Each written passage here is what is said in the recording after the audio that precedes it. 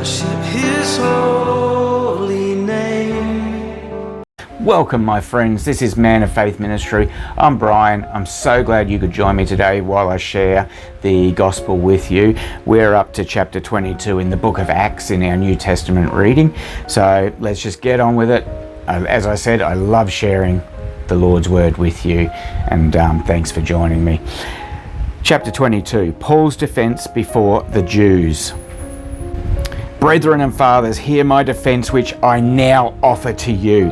And when they heard that he was addressing them in the Hebrew dialect, they became even more quiet. And he said, I am a Jew, born in Tarsus of Cilicia, but brought up in this city, educated and under Gamaliel, strictly according to the law of our fathers, being zealous for God, just as you all are today. I persecuted this way to the death, binding and putting both men and women into prisons, as also the high priests and all the council of the elders can testify. From them I also received letters to the brethren and started off for Damascus in order to bring even those who were there to Jerusalem as prisoners to be punished. But it happened that as I was on my way approaching Damascus around noontime, a very bright light suddenly flashed from heaven all around me, and I fell to the ground and heard a voice saying to me, Saul, Saul, why are you persecuting me? And I answered, Who are you, Lord? And he said to me, I am Jesus, the Nazarene, whom you are persecuting. And those who were with me saw the light, to be sure, but did not understand the voice of the one who was speaking to me. And I said, What shall I do, Lord? And the Lord said to me, Get up and go into Damascus, and there you will be told of all that has been appointed for you to do. But since I could not see because of the brightness of the light, I was led by the hand by those who were with me and came into Damascus.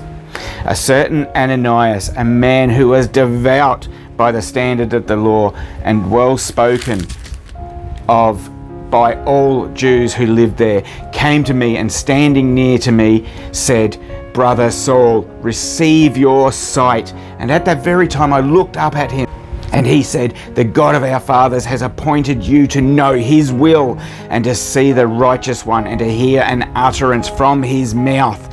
For you will be a witness for him to all men of what you have seen and heard. Now why do you delay? Get up and be baptized and wash away your sins, calling on his name.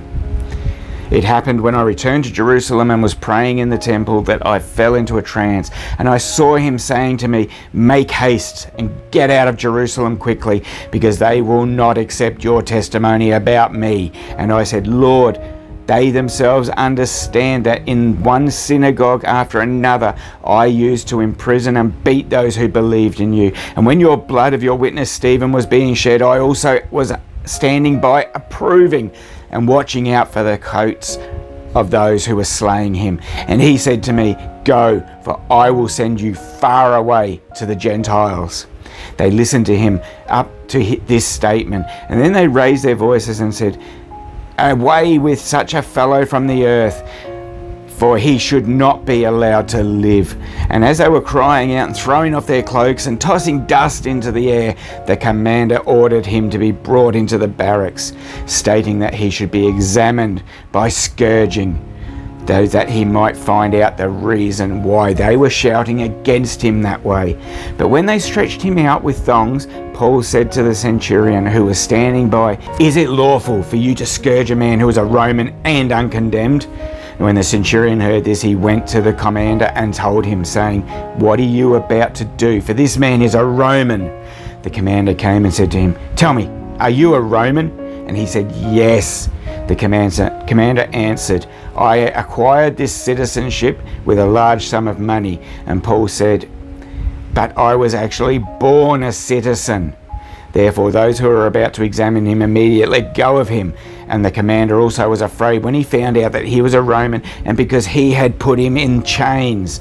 But on the next day, wishing to know for certain why he had been accused by the Jews, he released him and ordered the chief priests and all the council to assemble, and brought Paul down and set him before them. That's the end of chapter 22. Next time we've got chapter 23, which is Paul before the council. So please join me for that one when I share the word of the Lord with you in one chapter at a time through the New Testament. May the Lord bless your day. Stay safe and take care, my friends.